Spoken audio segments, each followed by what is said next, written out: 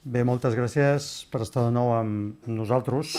Aquesta compareixença, com ja saben vostès, és per fer públic i expressar el posicionament del nostre grup parlamentari, Catalunya Sí que es pot, al voltant d'aquesta nova crisi del govern Puigdemont.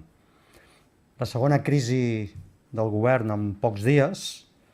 no es fa per millorar les polítiques en relació a la gent, no es fa per encarar els problemes de l'educació ni de les residències de gent gran, ni per reduir les llistes d'espera. És una crisi absolutament en clau interna, de lluita de poders dins del govern, provocada per la inviabilitat de la fuga endavant que ha posat en marxa el president Puigdemont. I és una crisi que, com va passar amb la provocada per el cessament del conseller Baiget, és una crisi que no acaba amb la situació de desgovern i absolut desquici amb el que en aquests moments ens està situant el president Puigdemont. Estem davant de l'enèsima vegada que les dificultats provocades per al comportament absolutament agressiu, intolerant i autoritari del govern del PP es pretenen resoldre amb una fuga cap endavant. I, evidentment, això no és, ni de bon lluny, la solució. La crisi del govern català posa de manifest la manca de solidesa i la solvència del full de ruta de fuga cap endavant de Puigdemont en relació a l'1 d'octubre. Estem davant d'una estratègia de fuga endavant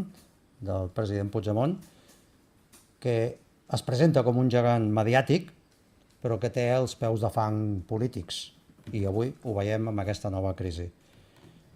El president Puigdemont no pot pretendre il·lusionar i cohesionar la societat catalana si ni tan sols és capaç d'il·lusionar i cohesionar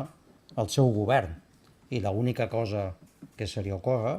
és tirar mà de les destitucions i de les crisis de govern, dos en molt pocs dies. El referèndum inclusiu, amb garanties, reconeixement internacional i efectiu que defensem Catalunya Sí que es pot, només s'arriba amb el convenciment, mai imposant disciplina militar com està fent el senyor Puigdemont, mai amb insults i agressivitat en relació a aquells que expressen dubtes o discrepàncies. Aquesta crisi de govern, la segona en molt pocs dies,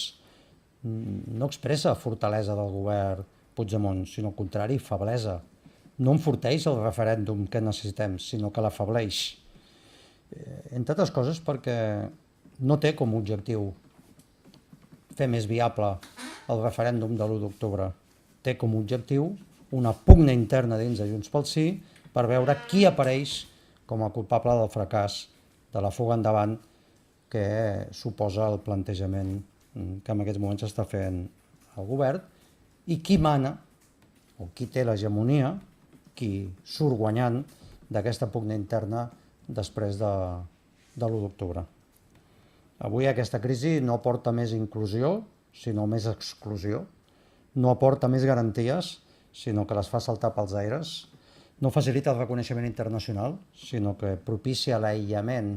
de la nostra legítima exigència de referèndum i, a més, no ens permet avançar cap a un referèndum efectiu, sinó que ens porta a un carreró sense sortida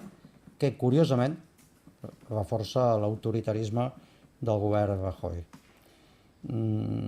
La crisi del govern no sols no ha resolt els greus dèficits democràtics de l'estratègia del senyor Puigdemont, amb imposició i negació dels drets dels grups parlamentaris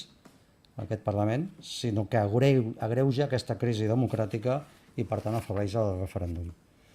Vull recordar-li al president Puigdemont i al seu govern i a Junts pel Sí que estem a 78 dies de l'1 d'octubre i continuem sense tenir la normativa legal que empari el referèndum, sense conèixer quin serà el cens electoral, sense disposar d'administració electoral independent, sense les regles del debat democràtic imprescindible per un referèndum, per qualsevol referèndum, amb una pluralitat dels mitjans de comunicació que està sent destrossada per totes bandes. Cada dia que passa i ens apropem a l'1 d'octubre sense canviar aquesta estratègia de fuga cap endavant, ens allunyem més del referèndum inclusiu amb garanties, amb reconeixement internacional i eficàcia, efectes que és exigible és viable i que proposem Catalunya sí que es pot. I cada dia que passa, i cada dia que passarà després del dia d'avui, amb aquests 78 dies que queden per l'1 d'octubre, ens apropem més a un cul de sac del que no es pot sortir, com pretén el president Puigdemont, amb noves fugues en endavant. No sé quina serà la propera crisi del govern, però molt em temo que quan encara no s'ha tancat aquesta ja s'estigui obrint la següent. Perquè en definitiva el que estem és davant d'una pugna interna, una batalla interna de poder dins de Junts pel Sí per veure qui es fa responsable o culpable